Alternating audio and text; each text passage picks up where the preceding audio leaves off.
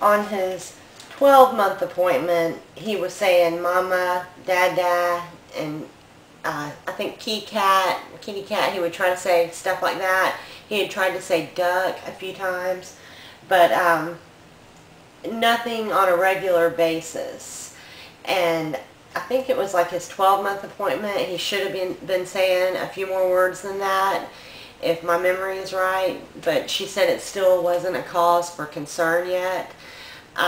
We'll just wait until his next appointment, which I guess maybe it was the next appointment was 15 or 18 months, somewhere around there.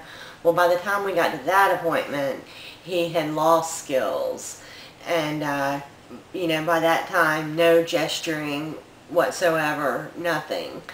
And he was walking, and walking well by this point. But so I guess it was at his between 15 and 18 months, that was when we took him to a speech therapist, I guess, for him to be evaluated. And during that week or 2 weeks, I started looking stuff up on the internet, and I don't think I would let it sink in yet. I still think I was like, no, because he looks at me, you know, I kept saying, we make eye contact, and he loves on me. And, you know, so I would say autistic children, you know, they don't do that, because I didn't know. You know, I had no idea. I've never known anybody with autism. The only thing I had ever heard of was Rain Man. So, and I knew that he didn't act like that, so I just thought, you know, slow developer, you know, or he's delayed or whatever. And then when we went to the appointment for the speech evaluation, I think it started sinking in when we started talking to them. And you know how professionals, they kind of pussyfoot around because they don't want to say anything that you're not ready to hear.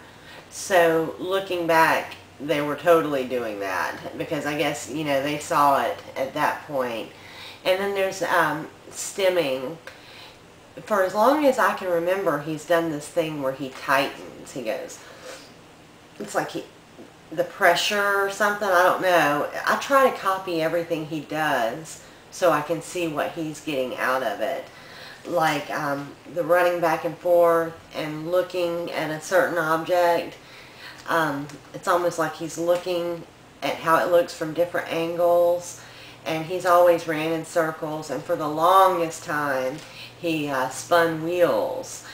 After we put him on the GFCF diet, a lot of that went away. Right after we put him on the diet is when he started playing correctly with toys. That's another thing I left out. We noticed that he didn't play with his toys correctly. You know, he would just spin the wheels or just be interested in one little certain part of the toy. And after starting the diet, he started, you know, trying to do his little shape sorters and stuff like that. So anyway, that's when we knew. See, I think I got off track. It's almost midnight, so I'm sorry if I ramble.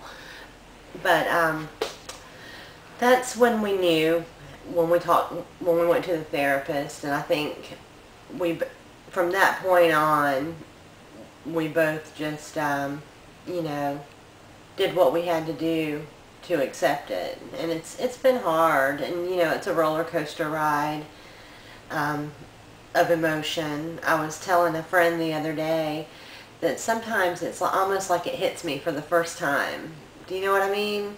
It's like I'll be sitting there and it's like, oh my God, no. It's almost like a nightmare, you know? But not that it's a nightmare. I love my life. I love my boy. He's perfect. You know, he's perfect. I feel like he was meant to be mine. I was meant to be his advocate, to take care of him. That's just how I feel. I do. But, you know, I worry for him. It's very scary. I worry for him when I'm not here. Which is why we did a lot of research, and found out about Dan, Defeat Autism Now, and the biomedical therapies, and we've seen some good benefits, enough to convince me that it's not a bunch of BS like some people will try to tell you. A lot of doctors will try to tell you, and which brings me to why I'm even doing these videos, is because so many kids could benefit from the diet, from the biomedical treatments. I want to tell you about the B12.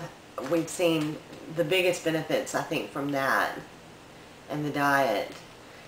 And then there's something called chelation, which a lot of you are familiar with, I'm sure, and we're talking about starting that this coming weekend. So of course I'll be documenting that. Yes, I'm going to stop there because I'm getting sleepy. I need to go to bed. Good night. Thanks for listening. Good night, sweetheart. Well, it's time to go. Good night, sweetheart. Well,